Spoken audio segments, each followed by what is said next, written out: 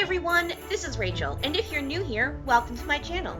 If you're a regular subscriber, please join in the crafty Christmas fun and check out the description box for all the links to the other crafty ladies joining in this month.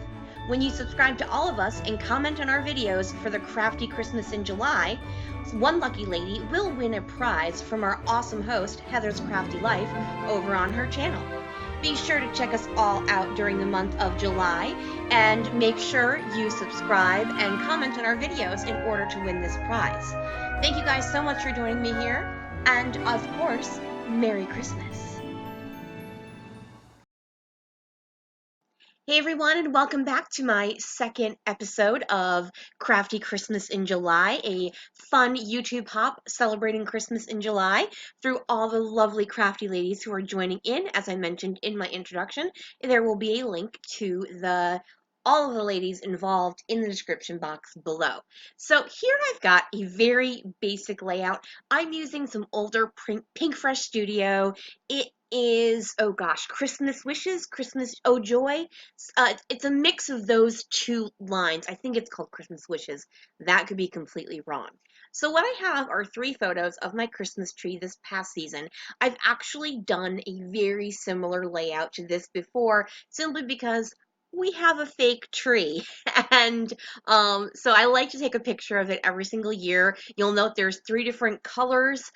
We have one of those trees that has 3 different color settings, and I like to take a picture in each of the colors. So my layouts tend to look the same year to year. I think this is our 3rd year using this tree.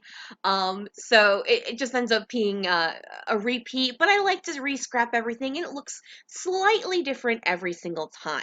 So as I said, I'm using Pink Fresh Studio. I'm going ahead and basically just doing those 3 4x6 photos in a vertical angled line. So it's going to stretch almost the entire way across my page. I matted the center photo with a scrap of paper, and then I decided I didn't like that white against the white of the background. So I then very sneakily managed to do a double matte in that gray star paper. Once again, I believe everything I'm using is from Pink Fresh Studio, including these chipboard alphas that say light the lights. They're really cute. They're like a very light aqua with a thin gold foil stripe down through the center.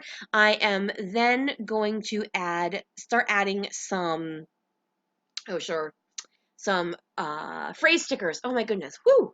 All right, so I'm looking for another alpha to use with the chipboard pieces, because rather than light the lights and having the THE be in that larger font, I decided I wanted a little bit of difference in my alpha, so I pulled out these green little mini alphas. Those are actually from Basic Gray, and they are so old, I am surprised they stick at all. I did come back with a brayer. My friend Kim taught me this trick. When you've got flat alpha stickers, if you go over them with a brayer, they just stick so much better than, I actually learned that tip at that crop. We were all talking, and she just pulled out a brayer and started brayering things, and we're like, all of us that were talking were like, what? Oh my gosh, that's a brilliant idea. So that was kind of a fun trip. Poor Kim was so embarrassed. As you can see, my base paper also is also by Pink Fresh Studio. And I know I'm covering up part of that pile of presents, but I was okay with that. You get the idea that it is a pile of presents, and I'm going to emphasize that with my embellishing. Now, I know sometimes that the Pink Fresh Studio papers, especially those that have the larger patterns on them, can be difficult to use. And so what I do is I basically use those as my embellishments. And I either do what I'm doing now, which is I'm taking some of the washi tape and I'm going to trim it down. And so I'm going to use that paper as the base layer of my embellishment cluster. I'm going to wrap some of the presents with some washi tape stickers, just giving it more interest. And as I said, I am at a crop, so occasionally you will see my hands randomly moving. I'm talking to people. I do try to cut the majority of that out, but I'm not always super successful with it. Point of fact, I'm actually almost done with this layout. I'm going to keep it, as I said, pretty simple. I have the acetate die cut of that same package's pile of packages, and I'm just going to add that over on top. I'm also going to add the Bring on the Twinkle sticker along with that acetate piece over the photo on the right hand side. Now I tend to not use acetate as a rule simply because I always have a hard time attaching it. This time I'm going for the very simple attaching of my tiny attacher, which is from Tim Holtz or Ranger. And so I'm just keeping it, as I said, very simple. I've got that bold pattern in the background in just that one corner, so I definitely wanted to keep it on the simple side. So what I'm looking for now is I'm seeing if I have all the numbers for the year, because as I said, I have made the very similar layout before.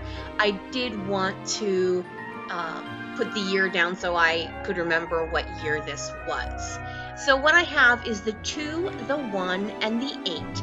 And then what I did was punched out from one of the pattern papers a gift into a circle, and then I'm going to use that for the 0, and I'm just going to pop it up on a foam dot to give it the same height that the chipboard numbers have.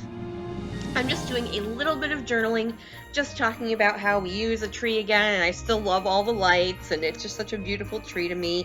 I'm then going to add another washi sticker, and that is going to complete my layout. Don't forget to head on over and check out all the other ladies. As I said, it's in the description box below. Thank you so much for joining me here today. If you could flick me a thumbs up, that would be super awesome. Bye, everyone!